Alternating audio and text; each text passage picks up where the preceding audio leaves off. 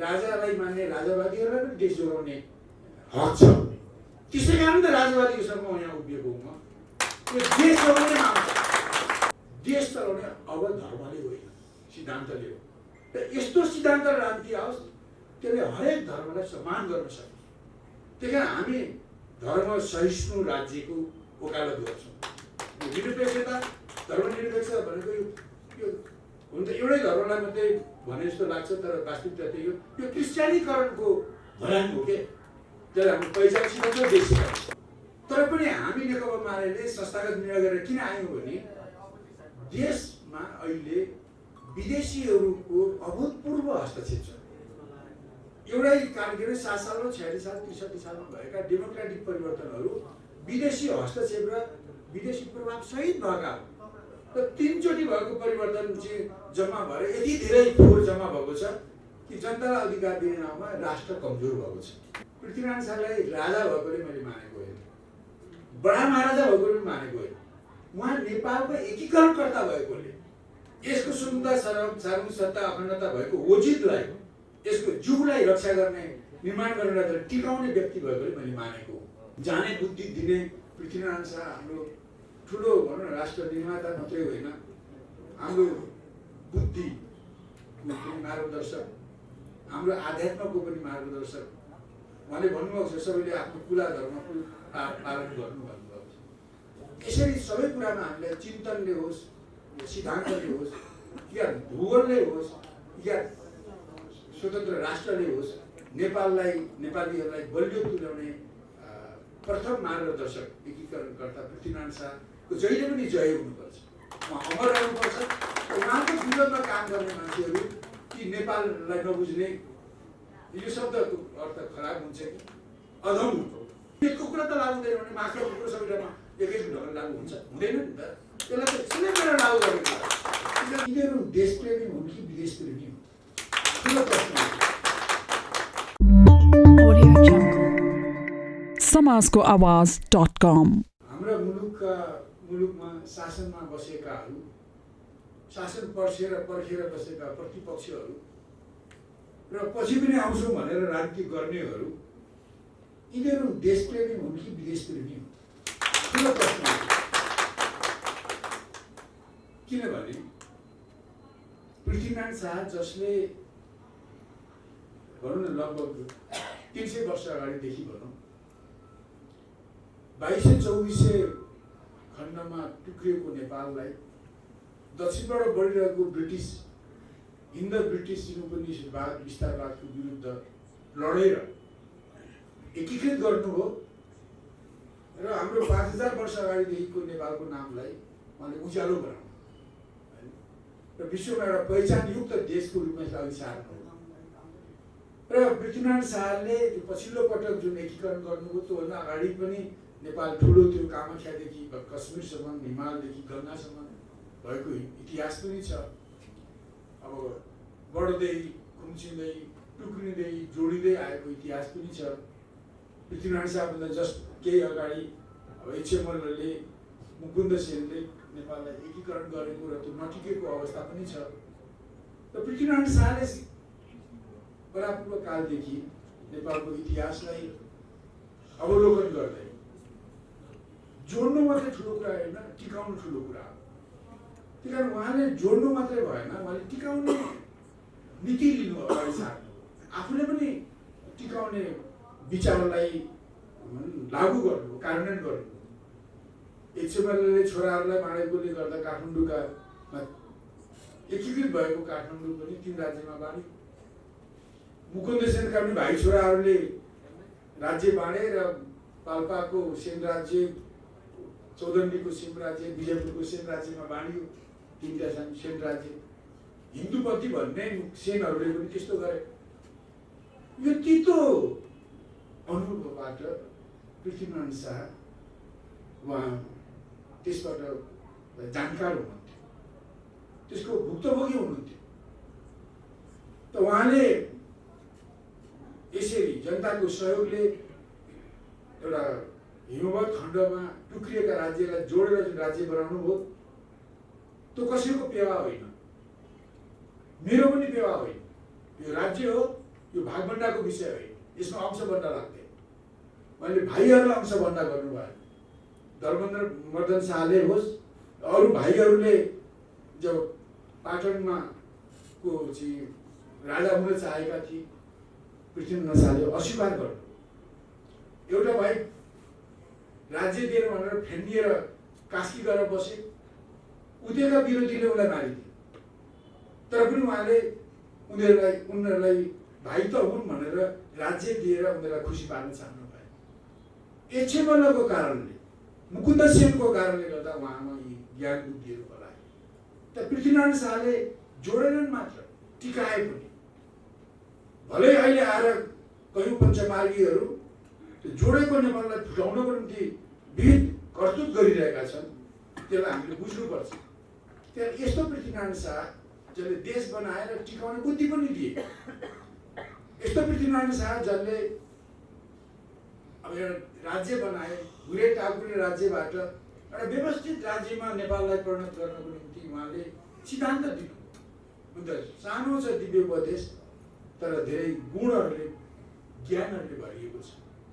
एउटा व्यवस्थित राज्य बनाउने नीतिहरू छ। एउटा राज्यको प्रशासनिक नीति कस्तो हुनुपर्छ, कसरी सेना चलाउने, कसरी प्रशासन चलाउने, कर्मचारी चलाउने, त्यसका पनि बुद्धि कुराहरू छन्। जम्मै विस्तृत रूपमा नभए पनि उहाँले सुरक्षा कसरी गर्ने, प्रकृतिले नै हामीलाई भनौँ न यो भन्ज्याङहरू दिएको रहेछ तलबाट चढ्दा। भन्ज्याङमा हामीले राम्रो सुरक्षा गर्न सक्यौँ भने विश्वको चारै भाषा आयो भने पनि हामी पछार्न सक्छौँ भन्ने मलाई आँट दिनुभयो। र रैती भनेको दरबार, प्रजा भनेको दरबारको सम्पत्ति हो, शक्ति हो भनेर भन्नु, जनतालाई रिजाउने बाटो लिनु। एवं रीतिले उहाँले विदेश नीति अगाडि सार्नुभयो। म लामो जान चाहन्न, उहाँले कसरी आत्मनिर्भर भएर मुलुकको विकास गर्नु। उहाँले भन्नुभयो बरु जडीबुटी र अरू आफ्नो कृषि उद्यमहरू गरौँ, यसलाई यिनीहरूको उत्पादनलाई विदेशमा बिक्री गरेर विदेशबाट पैसा खैचेर लिउँ। विदेशी व्यापारीलाई ल्याएर यहाँ हिमालदेखि तराईसम्म उनीहरूलाई जथाभावी गर्न दिएर मुलुकको पैसा बाहिर जाने काम रोकौँ। उहाँले ती कुराहरू भन्नु। उहाँले भन्नुभयो कुनै खेतमा, कुनै घर भएको ठाउँमा खानी छ भने घर खेत उठाएर पनि खानी चलाऊ। उहाँले कसरी आत्मनिर्भर हुने हो? उहाँले भन्नुभयो देशमा कपडा उत्पादन गरौँ, बाहिर कपडा बुन्ने नमुनाहरू ल्याएर यहाँ मानिसलाई तालिम दिउँ, यही कपडा उत्पादन गरौँ र बरु बाहिर पनि बिक्री गरौँ, पैसा आउँछ, हाम्रो पैसा बाहिर जाँदैन। उहाँ अहिले गहिरोसँग हेर्नुहुन्थ्यो। यो दक्षिणतिर चाहिँ धेरै नौटङ्की गर्ने समुदाय हुँदो रहेछ। हाम्रा मान्छेहरू त्यसको ती प्रक्रियाहरूको ती गतिविधिमा भन्नु त्यतापट्टि लाग्ला, त्यो राम्रो होइन। बरु विधिसम्मत ढङ्गले, शास्त्रसम्मत ढङ्गले काठमाडौँकै नेवारहरूले जुन कला संस्कृतिहरू विकास गरेका छन्, तिनीहरूलाई नि हेरेर मनलाई स्वस्थ ढङ्गले बहलाउने काम गरौँ। बरु तिनीहरूलाई पैसा दिउँ, कलाकारहरूलाई नेपालमै रहन्छ, हाम्रो दिमाग पनि बिगार्दैन। यस्ता किम्ती कुराहरू पृथ्वीनारायण शाहले हामीलाई दिनुभयो। देश जोगाउने, त्यसलाई आत्मनिर्भर बनाउने, देशलाई धनी बनाउने, र त्यस्तो भएपछि मात्रै देशको सुकुम्ता सार्वभौम सत्ता बलियो हुन्छ भनेर पृथ्वीनारायणले यी कुराहरू सिकाउनु भयो। यसरी राज्य जोड्ने मात्रै होइन, राज्य टिकाउने, राज्यलाई समृद्ध बनाउने, बलियो बनाउने, त्यसको स्वतन्त्र सार्वभौम अखण्डतालाई अछुने राख्ने ज्ञान बुद्धि दिने राजालाई नमान्नेहरू यी विदेश भक्त हो, देशभक्त हो। यो मैले बडो नरम शब्दमा भन्नु। अन्त मेरै कुरा चट्टामा प्रेम कैदीले बोल्ने भए के बोल्नुहुन्थ्यो तपाईँलाई थाहा छ। म प्रेम कैदीजीको कुरा म दोहोऱ्याउँदिनँ, तर के भने नरम कुराले पनि भेदन गर्ने गरी भन्नुपर्छ। त्यो देशभक्त होइन, विदेश भक्त। अस्तिको घटनाले त्यही देखायो। अब यो 72 सालमा संविधान जारी भएपछि केपी प्रधानमन्त्री हुनुहुन्थ्यो। मलाई पनि प्रधानमन्त्रीमा आउनुहोस् न भन्नुभयो। अरू कुरामा केही बखान गर्दिनँ। त्यहाँ हामीले यो पुस 27 गतेलाई यो 62 सालको परिवर्तनपछि कृष्णप्रसाद सिटौलाहरूले, गिरिजा प्रसादहरूले यो दिनमा पृथ्वीनारायण शाहको जन्मदिन पुस 27 गते जो मनाइन्छ, जो एकीकरणका नायक हुन्, देशका एउटा विभूति हुन्, र देशलाई बलियो बनाउने उद्देश्यले देश निर्मातालाई सम्मान गरिन्छ, यो विधा काटिने पटक पटक प्रयत्न भयो र हामी भएको बेलामा पनि प्रस्ताव राख्यो। हुन्छ त्यसबेला कमल थापा पनि प्रधानमन्त्री हुनुहुन्थ्यो, हामी दुईजनाले प्रस्ताव राख्यौँ। केपी ओलीले आधा घन्टासम्म बिदा दिने हो कि जस्तो कुरा गरे। लास्टमा के हो भने अब कुनै मधेसीबाट आएका मन्त्रीले यो नगरौँ, अहिले हामी तयार छैनौँ भनेपछि उसले भने अब सहमति नभएकोले नराखौँ भनेर सत्य ल्याए। अब अहिले त्यस बेला पनि केपी ओलीले त्यो काम गर्नुभयो। अब अहिले आएर त उनको 16 डोलो नेतृत्व भएको सरकार छ। सबै अब केही समयपछि त अब कम्युनिस्टकै रङ भएका उनको विचारमा नचल्नेलाई पनि साम गरेर आफ्नै विचारका मान्छेहरू छन्। किन उहाँले सक्नु भएन? किनभने उहाँलाई न देशको मूल्य थाहा भयो, न त देश बनाउनुको मूल्य थाहा भयो। त्यसै कारण उनले पनि सकेका होइन। त्यस कारणले मैले के भन्न चाहन्छु भने हिजो भएको जुन घटना हो, यति ठुलो योगदान गर्ने व्यक्तिलाई सम्मान गर्न नसक्ने सरकारका ती निन्दनीय कृत्यहरू हुन् र त्यसको विरोध गर्ने काममा हामीले दृढतापूर्वक अघि बढ्नुपर्छ। आदरणीय मित्रहरू, हुन त यो तपाईँहरूसँग मिलेर म नेकपा एमालेको एउटा राजनीतिक कर्मी हुँ। यो पृथ्वीनारायण शाह जो देशका एकीकरणकर्ता, देशका एउटा एकीकरणका नायक, एउटा राष्ट्रिय विभूति हुन्। उहाँको सम्मान गर्नु, नेपालीको सम्मान गर्नु हो, नेपालको सम्मान गर्नु हो र हाम्रो विचार, हाम्रो आध्यात्मलाई सम्मान गर्नु हो भन्ने बुझेर नै हामीले संस्थागत निर्णय गरेर नै आएका हौँ। तर योभन्दा अगाडि पनि भरतजीलाई थाहा छ, भोजन क्रियामा कयौँचोटि उहाँले आयोजना गर्नुभएका कार्यक्रमहरूमा म सामेल भएको छु। मैले पृथ्वीनारायण शाहको उच्च प्रशंसा गर्दै बोलेको पनि छु हैन। मैले 2035 सालमा नेकपा एमाले पार्टी स्थापना गरेँ, सम्मेलन गरेर। हाम्रो त डकुमेन्टमा पनि 2224 राज्यलाई मिलाएर पृथ्वीनारायण शाहले जुन नेपाल एकीकरण गर्नुभयो यो ऐतिहासिक प्रगतिशील कदम हो भनेर 35 सालको मेरो डकुमेन्टमा लेखेको छ। हामी विदेशमुखी कम्युनिस्ट होइन, हामी स्वदेशमुखी कम्युनिस्ट हो। त्यसबाटै हामीले लेख्दै आएको। हामीले हाम्रै भूमिमा कसैले उत्पादक शक्ति बढिरहेका छन्, कसैले उद्योग धन्दा व्यवसायहरू बढिरहेका छन्, त्यसलाई नरोक्ने हो भने आफै त्यसबाट बढ्दै हामी एउटा औद्योगिक समाजमा हामी परिणत गर्न सक्छौँ। र त्यस बेलाका निरङ्कुश शासकहरूले र विशेष गरिकन ब्रिटिस साम्राज्यवादको प्रभावले गर्दा हाम्रो स्वाभाविक विकास हुन सक्यो आदि इत्यादि। किन हामी त्यस प्रकार यसलाई सुरुदेखि नै हामी नेकपा एमाले भनेदेखि त्यो एउटा देशभक्त राष्ट्रप्रेमी पार्टी हो। र मैले लास्टमा भन्छु, अब मैले के भन्छु भने यो सिद्धान्त भनेको यस्तो पानी हुनुपर्छ जस्तो भाँडामा राखिन्छ त्यस्तै आकार लिन सक्नुपर्छ। यो कुरो मार्क्सवादमा मात्रै लागु हुँदैन, प्रजातान्त्रिक समाजमा लागु हुन्छ, राष्ट्रिय प्रजातन्त्रमा लागु हुन्छ, सनातनी विचारमा पनि लागु हुन्छ। हामी सनातनी विचार मान्ने मान्छेहरू विदेशमा हाम्रो गुरु छन् भनेर उनीहरूको पाउ पुज्दै उनीहरूले जे जे भन्छन् त्यतै गर्छ भने त्यो सनातनी पनि नेपालको सनातनी हुँदैन। त्यस्तै मार्क्सवादको कुरा पनि त्यही हो। मार्क्सवाद होस् या डेमोक्रेटिक सोसलिजम होस् या राष्ट्रिय प्रजातन्त्र होस् या सनातनी होस्, यो नेपाली जस्तो हुनुपर्छ, नेपाल जस्तो हुनुपर्छ। यहाँको वस्तुस्थिति, यहाँका विशेषताहरू, यहाँको हाम्रो परम्परा योसँग जोडिएको हुनुपर्छ। र जुन मुलुकमा ती स्थानीय राष्ट्रिय विशेषतासँग जोडिएर अगाडि जान्छन्, जसरी एउटा कलमी बनाउँदाखेरि रुखमा कलमी काटेर राख्दाखेरि त्यसमा ज्यान आउँछ र हामी त्यसलाई रोक्न सक्छौँ, त्यसरी कलमी बनेर सिद्धान्तहरू सर्नुपर्छ। र मैले के बुझ्छु भने सिद्धान्तहरू सार्वधिक हुन्छ, युनिभर्सल हुन्छ भने सिद्ध्याए त्यो युनिभर्सल हुन्छ। हामी त यसै पनि वसुधैव कुटुम्बकम मान्ने मान्छेहरू। किन हामीले ज्ञानलाई एउटा क्षेत्रमा सीमित गर्दैन, तर ज्ञानको अन्धानुकरण हुँदैन।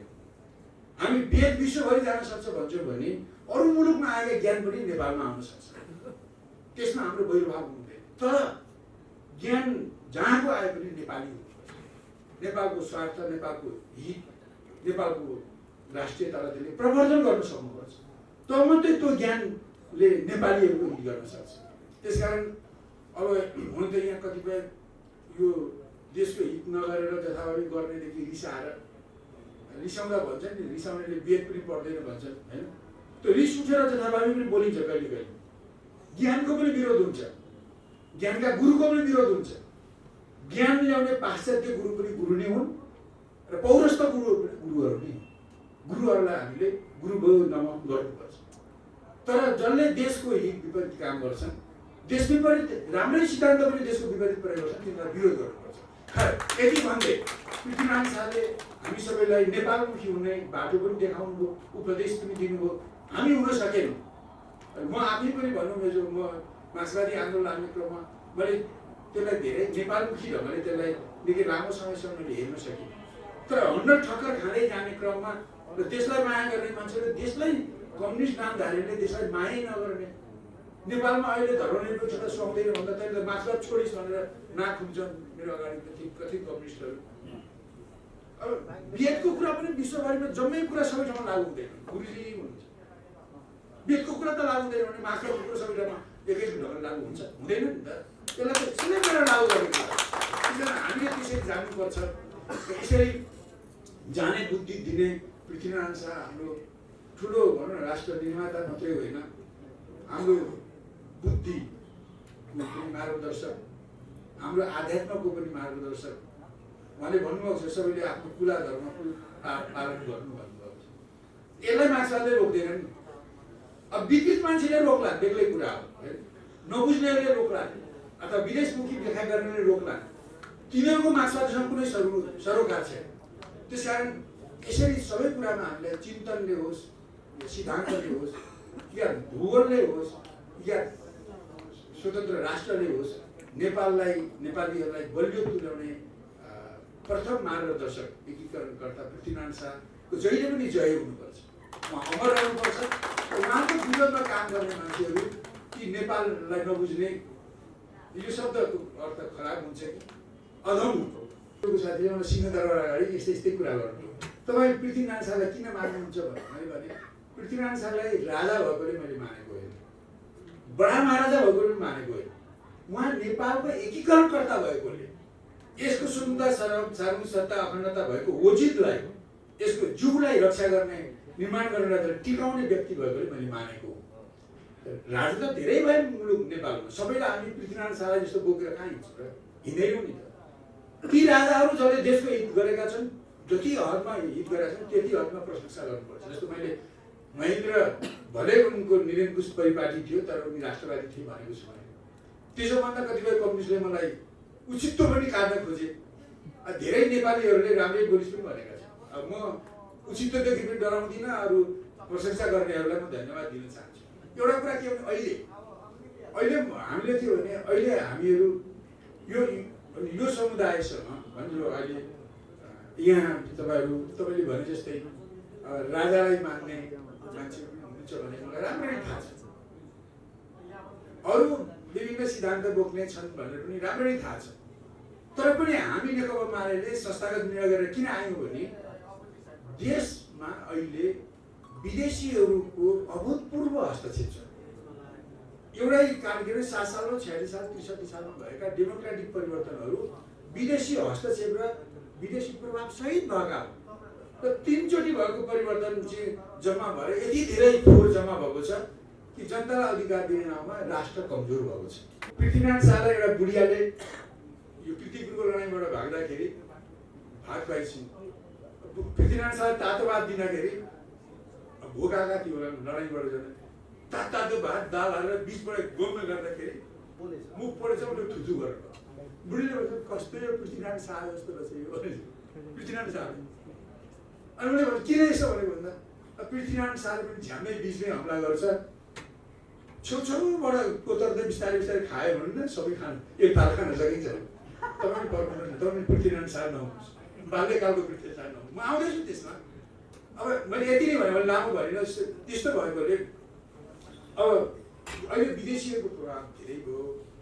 त्यसको प्रमाण हो हाम्रो एउटा लाम्रो चुसे खोज्यो भारतले 76 सालको कार्तिकमा एमसीसी राज्य खोजिरहेको छ विरोध भएको त्यसैको प्रमाण हो कि हामी कमजोर भएका छौँ अझै कमजोर भइरहेका छौँ अब देशभित्रका धेरै समस्याहरू छन् समस्यालाई हल नगर्दाखेरि समस्या चाहिँ उकुच पल्टेको घाउ जस्तो भएको छ सिरियस भएको छ त्यसलाई यो सरकारले हल गर्न सकेन यी आन्तरिक सङ्कट र बाह्य हस्तक्षेपलाई हामी आक्रान्त छौँ र ढङ्गले चलाउनु भने देशै सिद्धिने खतरा छ यो खतरा मैले देखेकोले हामीले के विश्लेषण गर्नु योलाई जोगाउने अब पोलिटिकल पार्टीहरू जो विदेशी स्वदेशी ढङ्गले सोच्ने क्षमता आइसकेका छैन त्यो कुनै एउटा रङको पार्टीले पनि सक्दैन सबै रङको आएर पनि सक्दैन र देशलाई यसले जोगाउने भनेको देशका देशभक्तहरू नै हो चाहे त्यो कम्युनिस्ट हुन् कम्युनिस्टमा पनि देशभक्त छन् चाहे तिनीहरू वामपन्थी हुन् कम्युनिस्ट नभए पनि चाहे उनीहरू प्रजातन्त्रवादी हुन् चाहे उनीहरू राष्ट्रवादी जसले राजा पनि मान्छन् धर्म पनि मान्छन् तर राष्ट्रवादी भनेको छ यी सबैमा देशभक्त पनि छन्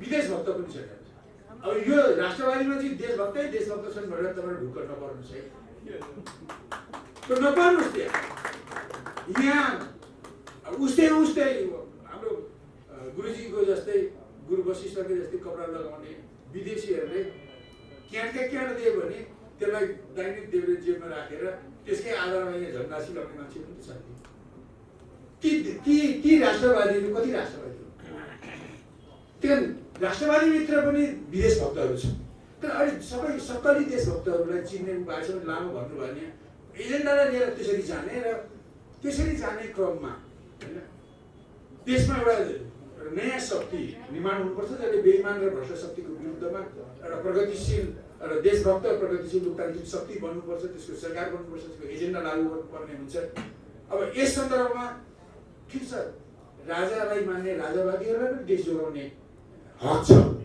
त्यसै कारण त राजावादीको सँगमा यहाँ उभिएको हुँ म त्यो देश जोगाउने आउँछ अरू धेरै कुराहरू म पत्रकार मित्रलाई मैले अहिले भन्न भ्याइनँ मलाई उहाँले कोट्याइसक्नु अघि मैले उहाँको कुरा पनि सुन्नुपर्छ यो एजेन्डा बनाउने क्रममा छलफल गरौँ होइन एजेन्डा बनाउने हामी यो त एउटा एक बुदामा नै हो होइन हामी एक बुदामा छौँ एक बुदामा हाम्रो एकदम निशब्द समर्थन हो होइन बुझेर हो कि कसैले होइन यहाँ राजावादी छन् भने बुझेरै आएको